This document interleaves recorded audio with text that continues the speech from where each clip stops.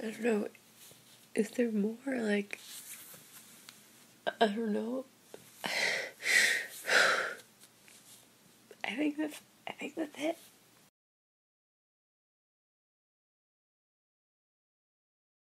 He broke my arm. The first time he broke my ribs, he broke 3 of them. The second time he only broke 1. He broke my nose. He gave me black eyes. He stabbed me with a knife. He choked me multiple times until I passed out. And I had bruises on my neck, and it was really bad. It was 7 times that I had photos of that I could prove with x-rays and things like that, but in the year I would say it happened 200 times. But I didn't tell anybody about it. A couple of therapists bit parts, about verbal abuse, but I was too scared to tell anybody until January. And then at that point I went to get a restraining order, ended up talking to the police, and then he was charged in Ontario for 7 counts of assault, including 1 with a weapon. But he was in Newfoundland. So really every day I thought that he's gonna get picked up, he's gonna get picked up. But they don't just go get them when they're far away.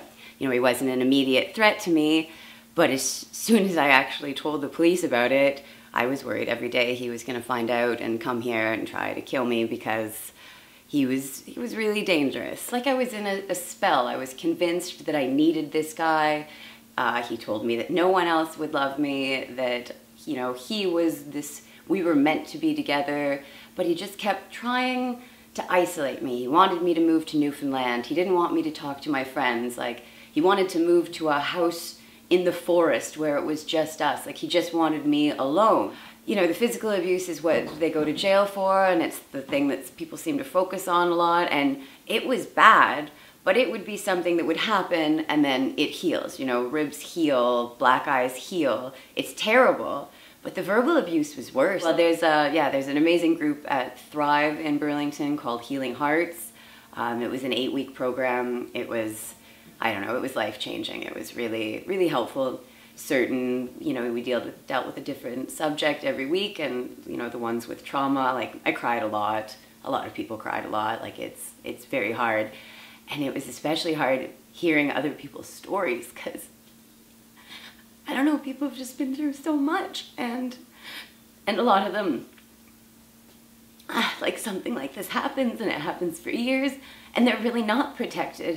Someone goes to jail for a little bit of time and then leaves, and then they still have access to their children, or they get a slap on the wrist, or restraining orders expire. Like, it's just, I never thought it was like that. I thought if you hurt a stranger on the street, like if you do what he did to me in a year, 1 time to a stranger on the street, you'd go to jail for 10 years or more. I want him to go to a mandatory abusers program, and I think the only way that he would ever do that would be in prison.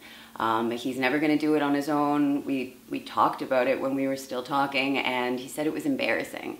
Apparently it's not embarrassing beating women, but it's embarrassing going and getting help for it.